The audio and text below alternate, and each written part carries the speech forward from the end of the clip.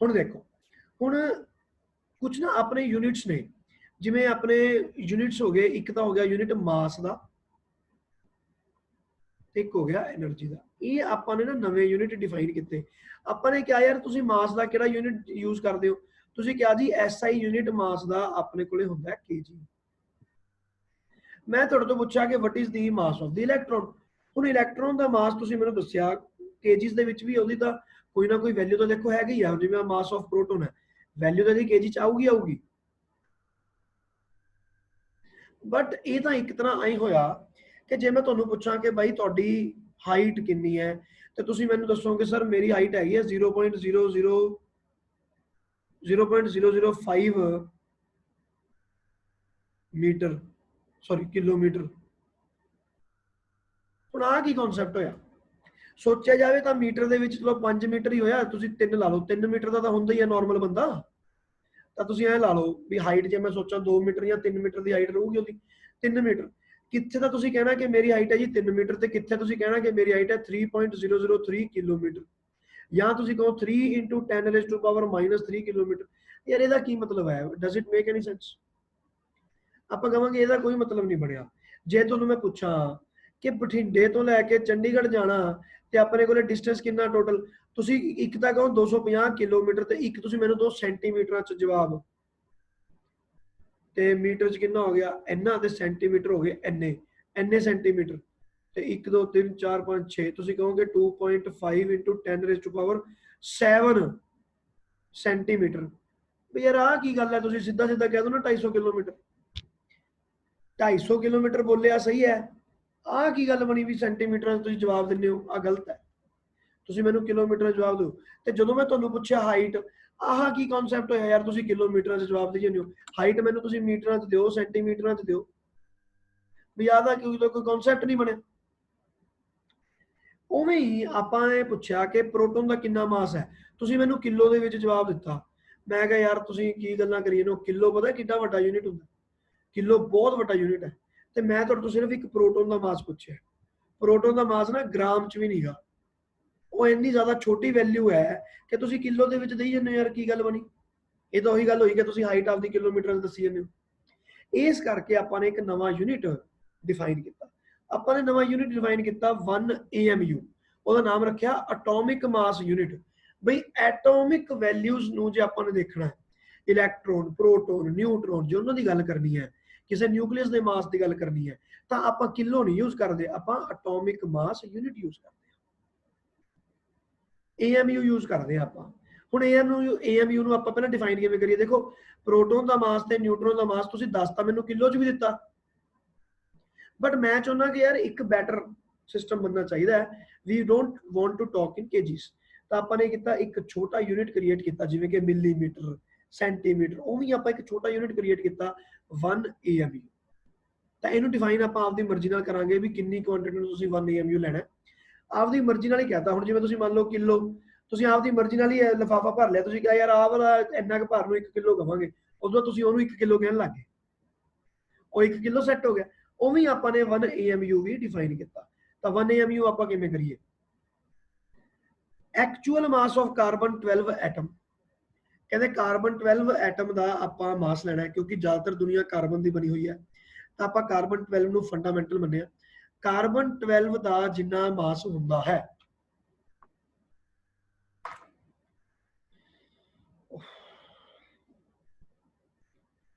Carbon 12 का जिन्ना मास हुंदा है, ठीक है, वो मास नूं जे आपां 12 ते डिवाइड कर दईए, एवरेज लै ली, तो उहनूं आपां 1 AMU कहता। तो ये तो बेसिकली एवरेज है। मैनूं दसो what is the atomic mass of carbon? हाँ भाई, एटॉमिक मास ऑफ कार्बन कितना हुंदा है? 12 हैं 12 12 यस। Wait a minute. हाँ भाई, हुण मैं ईयरफोन लाया होया, उच्ची बोलियो, ठीक है। चलो हुण देखो, जिहड़ा एटॉमिक मास ऑफ कार्बन है, ये अपने कोले 12 है। ये आपां नूं पता है। इहदा की मतलब है कि 6 न्यूट्रॉन है ते 6 अपने कोले प्रोटोन है। तो दोनों का मास अलग अलग भी हो सकता है, बट मैं किया, मैं कहा यार एवरेज लै लो। तुसीं 12 ते डिवाइड करता, ਤੁਸੀਂ ਟੋਟਲ ਆਪਦਾ ਮਾਸ ਕੱਢਿਆ, ਉਹਨੂੰ ਤੁਸੀਂ 12 ਦੇ ਡਿਵਾਈਡ ਕੀਤਾ, ਤਾਂ ਮੈਨੂੰ ਪਤਾ ਲੱਗ ਗਿਆ ਕਿ ਮੇਰੇ ਕੋਲ ਕਿੰਨੀ ਵੈਲਿਊ ਆਈ। ਤਾਂ ਮੈਨੂੰ ਕੇਜੀਜ਼ ਦੇ ਵਿੱਚ ਇੱਕ ਸਰਟਨ ਵੈਲਿਊ ਮਿਲੀ, ਉਸ ਵੈਲਿਊ ਨੂੰ ਮੈਂ ਨਾਮ ਰੱਖਤਾ 1 AMU। ਤਾਂ ਇਹ ਮੇਰੇ ਵਾਸਤੇ ਕੀ ਬਣ ਗਿਆ 1 AMU। ਤੁਸੀਂ ਆਹ ਡੈਫੀਨੇਸ਼ਨ ਯਾਦ ਰੱਖਣੀ ਹੈ ਕਿ 1 AMU is equal to 1/12 of the actual mass of carbon 12 atom। Carbon ਦੇ ਦੋ ਆਈਸੋਟੋਪਸ ਨੇ, ਇੱਕ ਆਹ ਤੇ ਇੱਕ 14, ਇਹ ਦੋਨੋਂ ਆਈਸੋਟੋਪ ਹੈ। ਤਾਂ ਇਹ ਕਾਰਬਨ ਦੇ ਆਈਸੋਟੋਪਸ ਨੇ, ਉਹਦੇ ਵਿੱਚੋਂ ਆਪਾਂ ਕਿਹੜਾ ਯੂਜ਼ ਕੀਤਾ ਇਹ ਵੀ ਤੁਹਾਨੂੰ ਪਤਾ ਹੋਣਾ ਚਾਹੀਦਾ। ਮੈਂ ਕਾਰਬਨ 12 ਯੂਜ਼ ਕੀਤਾ, ਕਾਰਬਨ 14 ਨਹੀਂ ਯੂਜ਼ ਕੀਤਾ।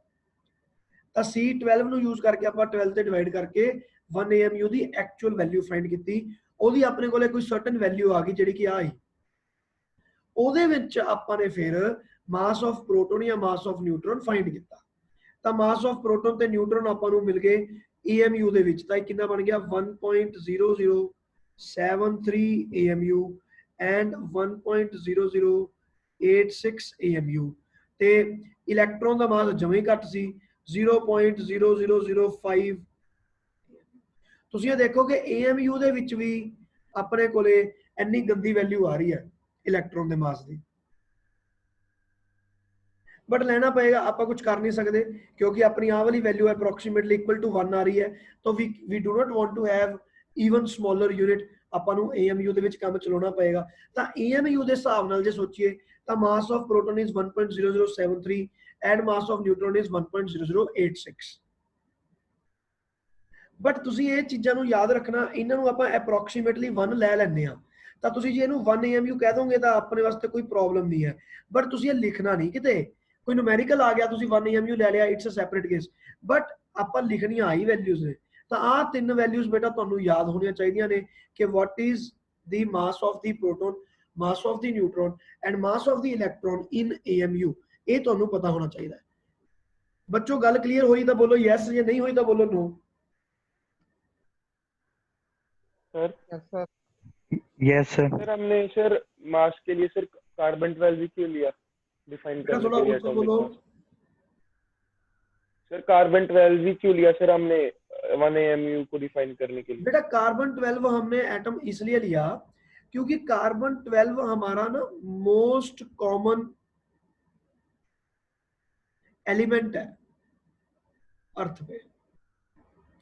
आप सोच के देखो कौन सी चीज है जिसको आग नहीं लग सकती? अपने इर्द गिर्द देख के बताओ मुझे कि कौन सी चीज है तुम्हारे इर्द गिर्द जिसको आग नहीं लग सकती? सर लोहा वगैरह। लोहा सिर्फ एक ही चीज होगी, अदरवाइज आप यूं देख लो कि शायद ज्यादातर चीजें ऐसी हैं जिनको आग लग सकती है। चलो लोहा शीशा ये 2-4 चीजें हो जाएंगी जिनको नहीं लगेगी, लेकिन बाकी सब चीजों को आग लग सकती है। वो क्यों लगती है? क्योंकि सारे के सारे कार्बन के बने हुए हैं। वो सारे के सारे ऑर्गेनिक कंपाउंड है। आप केमिस्ट्री में पढ़ते हो, वो सारे ऑर्गेनिक कंपाउंड्स हैं। तो organic chemistry is very important, that is why. तो जो कार्बन 12 है ना एटम, वो मोस्ट फंडामेंटल एटम है। ये आपके फॉसिल्स में मिलेगा, पेड़ पौधों में मिलेगा, ये हर जगह पर मिलेगा। तो C12 is very very common element and that is why we have chosen C12। Any other doubt बेटा?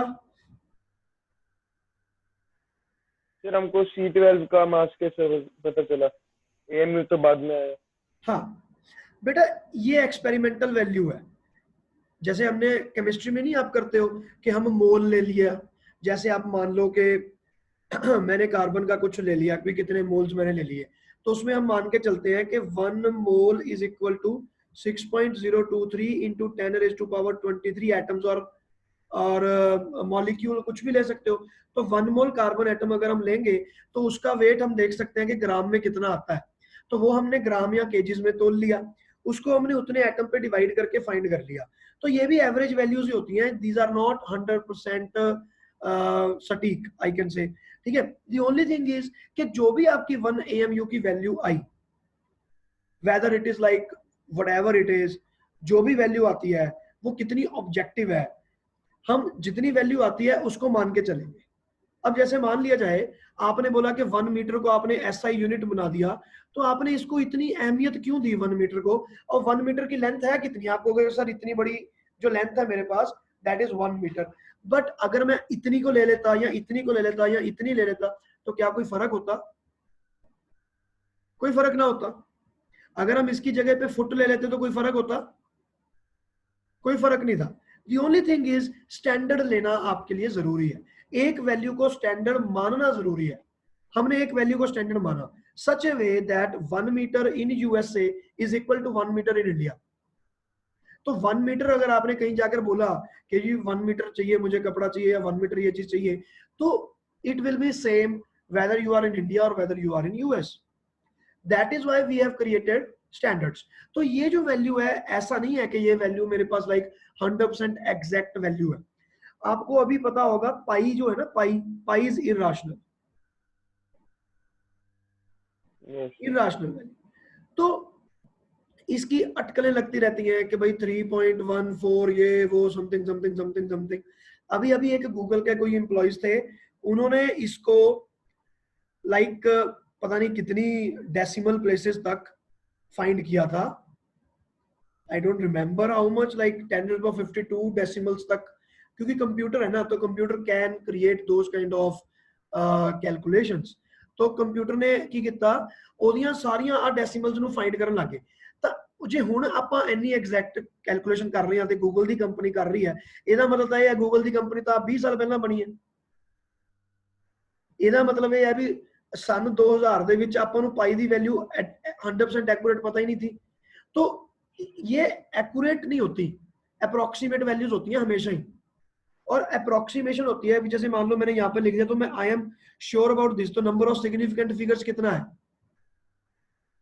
हमने 11th में सिग्निफिकेंट फिगर का टॉपिक पढ़ा है ना, वो इसलिए पढ़ा है। तो आपकी नंबर ऑफ सिग्निफिकेंट फिगर्स कितनी? तो जैसे जैसे हमारी साइंस डेवलप हो रही है वैसे वैसे we are improving our methods and values, और उनकी सिग्निफिकेंट नंबर्स जो है वो इंक्रीज हो रहे हैं।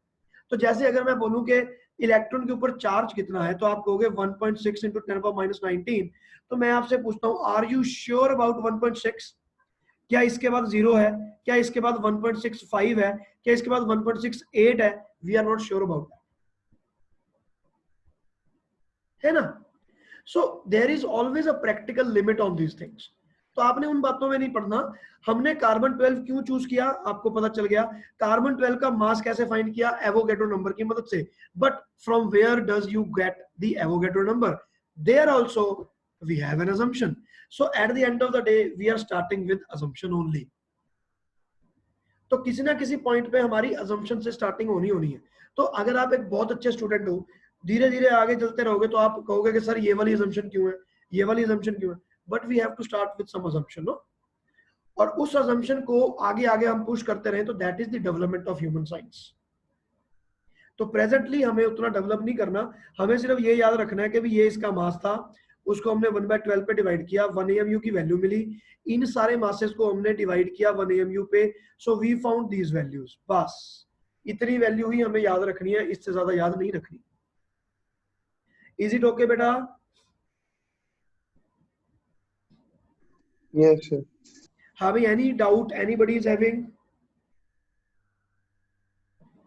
No doubts? No, sir. No, sir. और अब वेट अ मिनट,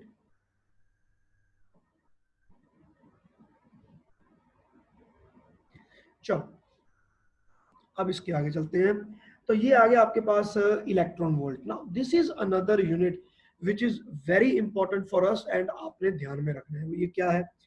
अब जिस तरह हमने बोला कि यार केजी तो बहुत बड़ा यूनिट है, हमारे किसी काम नहीं आ रहा, तो we have created another unit that is AMU। Similarly joule हमारे लिए बहुत बड़ा यूनिट है। तो अगर मैं आपसे पूछूं कि what is the energy of electron, electron के पास एक वेलोसिटी है, वो घूम रहा है, तो इलेक्ट्रॉन की डेफिनेटली एक काइनेटिक एनर्जी है। We are not wrong when we say that, but why are you telling me the value in joule? Joule is a very big unit. हमें कोई नया यूनिट क्रिएट करना चाहिए। तो इन्होंने एक नया यूनिट क्रिएट किया, and we have named it electron volt. Electron volt, and it is written as E into V, electron volt. तो 1 EV की डेफिनेशन इन्होंने लिखी। जैसे हमने पहले 1 AMU की डिफाइन किया था कि कार्बन 12 का मास ले लो भी, उसको 12 पे डिवाइड कर दो, तो 1 AMU की डेफिनेशन हमें देनी पड़ी। उसी प्रकार 1 इलेक्ट्रॉन वोल्ट की डेफिनेशन भी हमें देनी पड़ेगी।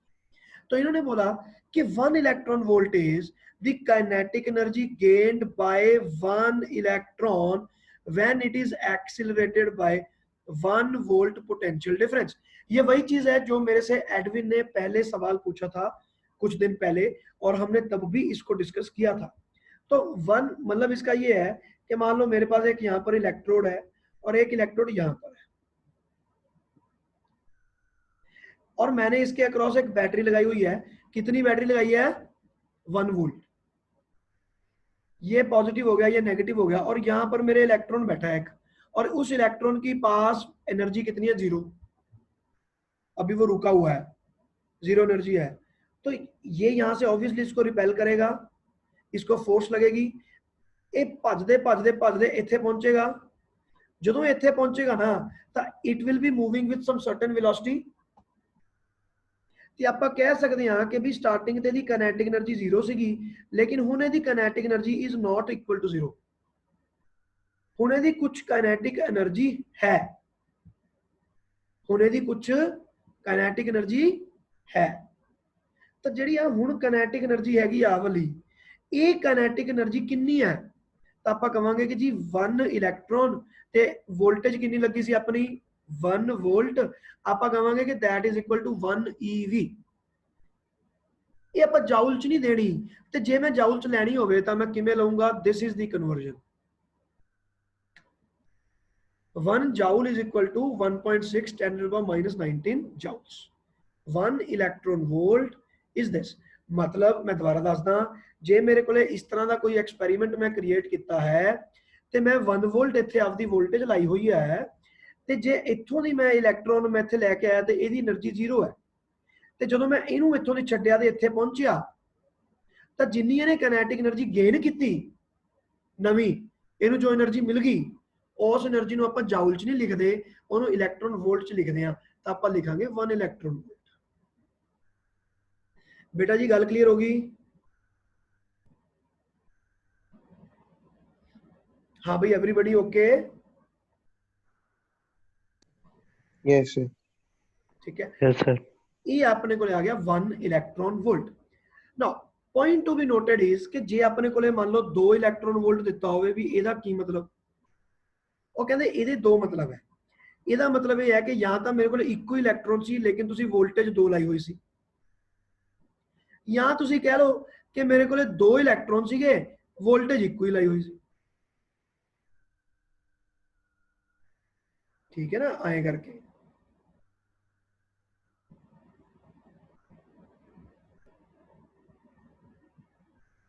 आए करके ए प्लस ए माइनस। तो जे अपने को इनू मैं 1 वोल्ट लाया, इतने मान लो मेरे को 2 इलैक्ट्रॉन सी, तो ऑब्वियसली जिन्नी इन्हें लेती इन्नी इन्हें लेती, 1 EV इन्हें ले ली, 1 EV इन्हें ले ली, तो टोटल एनर्जी कितनी खर्च हो गई अपनी? 2 EV। ते 2 EV का मतलब आ है, डबल होगी energy, and 1 EV is written as this. 1 EV बहुत ज्यादा घट एनर्जी है, तुम देख सकते हो 1 जाउल तो कितनी घट energy, 1.6 into 10 power minus 19 joules। तो this is very very small unit. ठीक है, ये अपने किसी काम नहीं आता, ये सिर्फ इलैक्ट्रॉन प्रोटॉन इन्हों स्टडी करने ही काम आता है। फिर ये वास्ते एक वड्डा यूनिट भी क्रिएट किया गया which is known as 1 mega electron volt. तो 1 मैगा इलैक्ट्रॉन वोल्ट का मतलब है 1.6 10 रेज़ टू पावर माइनस 19 तो सीगा ही, इनू 10 रेज़ टू पावर 6 नाल आपां मल्टीप्लाई करता, तो ये कट गए, तो अपने को आ गया 10 raise to power minus 13 joules। आ वाली वैल्यू आ गई। So this is 1 mega electron volt. बेटा ਇਹਦੇ ਵਿੱਚ ਜੇ ਕੋਈ ਡਾਊਟ ਹੈ ਤਾਂ ਦੱਸੋ, ਬਹੁਤ ਇੰਪੋਰਟੈਂਟ ਡਿਸਕਸ਼ਨਸ ਹੈ ਅੱਜ ਦੇ, ਇਹਨਾਂ ਨੂੰ ਤੁਸੀਂ ਨਿਗਲੈਕਟ ਨਹੀਂ ਕਰਨਾ, you have to understand very very rightly. ਤੁਹਾਨੂੰ ਕੋਈ ਵੀ ਡਾਊਟ ਹੈ ਮੈਨੂੰ ਅੱਗੇ ਨਹੀਂ ਵਧਣ ਦੇਣਾ, ਤੁਹਾਡੀ ਜ਼ਿੰਮੇਵਾਰੀ ਹੈ। ਚਲੋ ਬੋਲੋ ਡਾਊਟ। ਹਾਂ ਵੀ ਇਹਦੇ ਵਿੱਚ ਇੱਕ ਡਾਊਟ ਪੁੱਛੋ ਫਟਾਫਟ। No sir. हाँ भाई सुमित, सुमित आर्यन अमरजीत सारे पूछो बेटा, एक एक डाउट पूछो। अमरजीत कोई डाउट है बेटा? No sir. No sir. चलो हुण चलते हैं आप इदों अगे। ठीक है,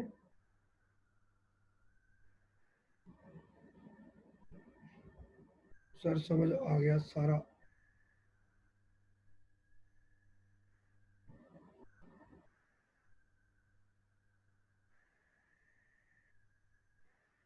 ਚਲੋ ਠੀਕ ਹੈ, ਹੁਣ ਤੁਸੀਂ ਚੈਟ ਵੀ ਕਰ ਸਕਦੇ ਹੋ, ਜੇ ਤੁਸੀਂ ਮੈਸੇਜ ਕਰੋਗੇ ਤਾਂ ਮੈਨੂੰ ਪਹਿਲਾਂ ਦਿਖੂਗਾ, ਟੈਨਸ਼ਨ ਨਹੀਂ ਲੈਣੀ ਕਿਸੇ ਨੇ, ਠੀਕ ਹੈ ਨਾ। ਹੌਲੀ ਹੌਲੀ ਚੱਲਾਂਗੇ ਆਪਾਂ ਬੇਟਾ, ਲੇਕਿਨ ਆਪਾਂ ਨੇ ਕਨਸੈਪਟ ਨੂੰ ਹੱਥ 'ਚ ਫੜ ਕੇ ਚੱਲਣਾ ਹੈ, ਇਸ ਗੱਲ ਨੂੰ ਤੁਸੀਂ ਯਾਦ ਰੱਖਣਾ, ਠੀਕ ਹੈ ਨਾ। ਹੁਣ ਦੇਖੋ, ਹੁਣ ਆ ਗਿਆ relation between 1 AMU and this. ਇਹ ਬਹੁਤ ਇੰਪੋਰਟੈਂਟ ਚੀਜ਼ ਹੈ ਆਪਣੇ ਵਾਸਤੇ, ਵੈਰੀ ਵੈਰੀ ਇੰਪੋਰਟੈਂਟ। ਦੇਖੋ ਹੁਣ ਆਇਨਸਟਾਈਨ ਨੇ ਨਾ ਆਪਾਂ ਨੂੰ ਇੱਕ ਫਾਰਮੂਲਾ ਦਿੱਤਾ। ਆਇਨਸਟਾਈਨ ਕਹਿੰਦਾ E is equal to mc square। this is the formula ਜੋ ਆਇਨਸਟਾਈਨ ਨੇ ਆਪਾਂ ਨੂੰ ਬਣਾ ਕੇ ਦਿੱਤਾ, ਐਂਡ ਇਹ ਮਤਲਬ ਇੱਕ ਉਹਨਾਂ ਫਾਰਮੂਲਿਆਂ ਵਿੱਚੋਂ ਫਾਰਮੂਲਾ ਹੈ ਜਿਹਨੇ ਮਤਲਬ ਦੁਨੀਆ ਹੀ ਚੇਂਜ ਕਰਤੀ, ਠੀਕ ਹੈ ਨਾ ਬਈ, ਦੁਨੀਆ ਦੀ ਸੋਚ ਹੀ ਬਦਲਤੀ ਕਿ ਯਾਰ ਦਿਸ ਇਜ਼ ਆਲਸੋ ਪੋਸੀਬਲ, ਦੁਨੀਆ ਦੀ ਸੋਚ ਹੀ ਬਦਲਤੀ। ਇਹ ਫਾਰਮੂਲੇ ਨੇ ਆਪਾਂ ਨੂੰ ਇਹ ਪ੍ਰੂਫ ਕੀਤਾ ਕਿ ਜਿਹੜਾ ਮਾਸ ਹੈ ਨਾ ਉਹ એનર્ਜੀ ਦੇ ਵਿੱਚ ਕਨਵਰਟ ਹੋ ਸਕਦਾ ਹੈ। ਮਤਲਬ ਜਿਵੇਂ ਮੰਨ ਲਓ ਮੇਰੇ ਕੋਲ ਜਿਵੇਂ ਥੋੜਾ ਜਿਹਾ ਮਾਸ ਹੈ, ਜਿਵੇਂ ਆਪਾਂ ਕਹਿੰਦੇ ਨਾ ਨਿਊਕਲੀਅਰ ਬੰਬ ਵਿਸਫੋਟ ਹੋਇਆ ਤੇ ਉਹਦੇ ਵਿੱਚ ਇੰਨੀ ਜ਼ਿਆਦਾ એનર્ਜੀ ਰਿਲੀਜ਼ ਹੋਈ, ਆਪਾਂ ਪੁੱਛਦੇ ਹਾਂ ਕਿ ਵਾਈ ਨਿਊਕਲੀਅਰ ਐਕਸਪਲੋਜਨ ਦੇ ਵਿੱਚ ਇਹ ਜੀ ਕੀ ਖਾਸ ਗੱਲ ਹੈ ਕਿ so much energy will be produced। what is that big thing, why so much energy will be produced। ਤਾਂ ਜੇ ਇੰਨੀ એનર્ਜੀ ਇਹਦੇ ਵਿੱਚ ਪ੍ਰੋਡਿਊਸ ਹੁੰਦੀ ਹੈ ਤਾਂ ਉਹਦੇ ਪਿੱਛੇ ਰੀਜ਼ਨ ਇਹ ਹੈ ਕਿ ਆਹ ਫਾਰਮੂਲਾ ਆਪਣੇ ਕੋਲੇ c² ਦੇ ਨਾਲ ਮਲਟੀਪਲਾਈ ਹੁੰਦਾ। ਤੁਸੀਂ ਸੋਚ ਕੇ ਦੇਖੋ ਕਿ ਜੇ ਮੈਂ ਮੰਨ ਲਓ 1 ਕਿਲੋ ਮਾਸ ਨੂੰ ਕਨਵਰਟ ਕਰਾਂ, ਮੰਨ ਲਓ ਮੇਰੇ ਕੋਲ 1 ਕਿਲੋ ਯੂਰੇਨੀਅਮ ਜੀ ਸਾਰਾ ਹੀ ਫੂਕਤਾ ਮੈਂ, ਤਾਂ 1 ਕਿਲੋ ਮਲਟੀਪਲਾਈ ਬਾय c ਦੀ ਸਕੁਆਇਰ,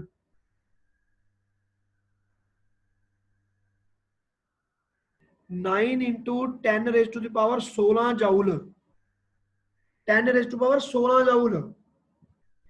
ਤੁਸੀਂ ਇਹ ਦੇਖੋ ਕਿ 1 ਕਿਲੋ ਯੂਰੇਨੀਅਮ ਕਿੰਨਾ ਕੁ ਵੱਡਾ ਹੋ ਜਾਊ। 1 ਕਿਲੋ ਆਟਾ ਕਿੰਨਾ ਹੁੰਦਾ ਹੈ, ਆ ਇੰਨੇ ਕੁ ਲਿਫਾਫੇ ਜਾਂਦਾ ਕਿ ਨਹੀਂ ਆਉਂਦਾ।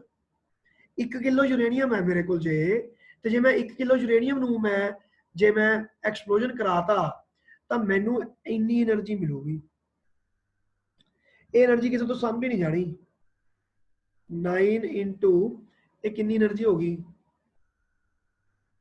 10 raised to the power 12, 10 over 15 ਨੂੰ ਆਪਾਂ ਕੀ ਕਹਿੰਦੇ ਆ, ਐਗਜ਼ੋ ਟਰਬਲ 18 ਨੂੰ ਕਹਿੰਦੇ ਆ।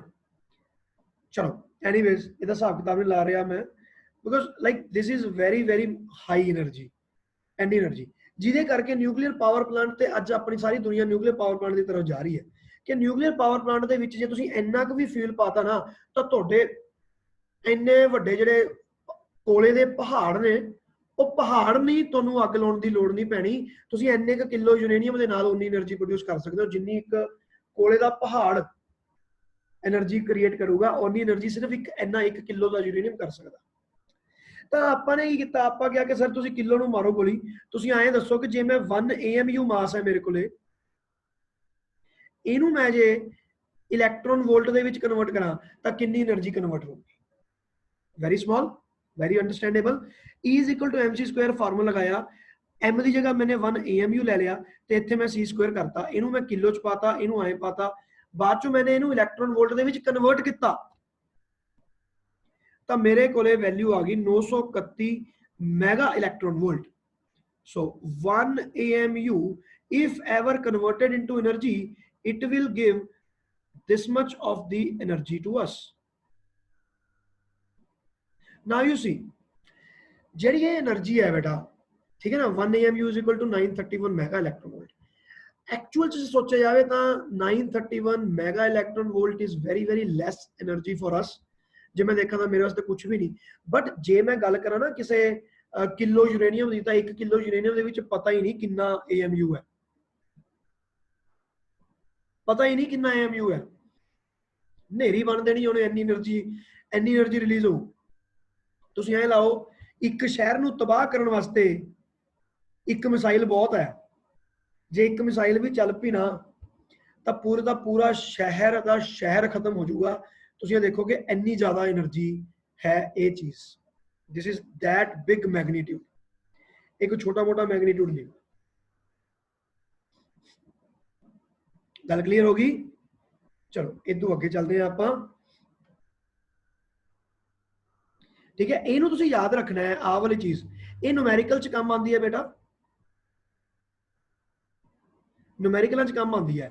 ਆਪਾਂ ਨੂੰ ਇਹ ਕਿਹਾ ਜਾਂਦਾ ਹੈ ਕਿ ਵੀ ਤੁਸੀਂ ਜਿਵੇਂ ਮੰਨ ਲਓ ਕੋਈ ਨੂਮੈਰੀਕਲ ਆ ਗਿਆ, ਉਹਦੇ ਚ ਤੁਹਾਨੂੰ ਸਾਰਾ ਕੁਝ ਕਰਨ ਦੀ ਲੋੜ ਨਹੀਂ, ਡਾਇਰੈਕਟ ਦੇਖ ਲਓ ਵੀ ਕਿੰਨੇ AMU ਨੂੰ ਕਨਵਰਟ ਕਰਨਾ ਹੈ, ਮਲਟੀਪਲਾਈ ਕੀਤਾ 931 ਨਾਲ, ਟੋਟਲ એનર્ਜੀ ਆ ਗਈ।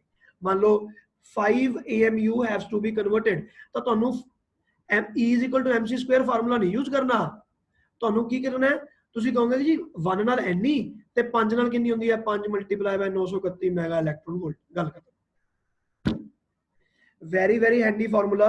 ਵੀ don't want this derivation every time, ਇਸ ਕਰਕੇ ਇਹਨੂੰ ਯਾਦ ਕਰਨਾ ਜ਼ਰੂਰੀ ਹੈ। ਲਓ ਜੀ, ਠੀਕ ਹੈ। ਹੁਣ ਇਦੋਂ ਅੱਗੇ ਚੱਲਦੇ ਹਾਂ ਆਪਾਂ। ਤੇ ਮੈਂ ਇਹ ਕਰਦਾ ਬੇਟਾ ਕਿ ਹੁਣ ਇਹਦੇ ਵਿੱਚ ਤਾਂ ਸਿਰਫ ਆਪਣੇ ਕੋਲੇ 4-5 ਮਿੰਟ ਹੀ ਰਹਿ ਗਏ ਤੇ ਇਹਨੇ ਕਲੋਜ਼ ਕਰ ਦੇਣਾ ਹੈ।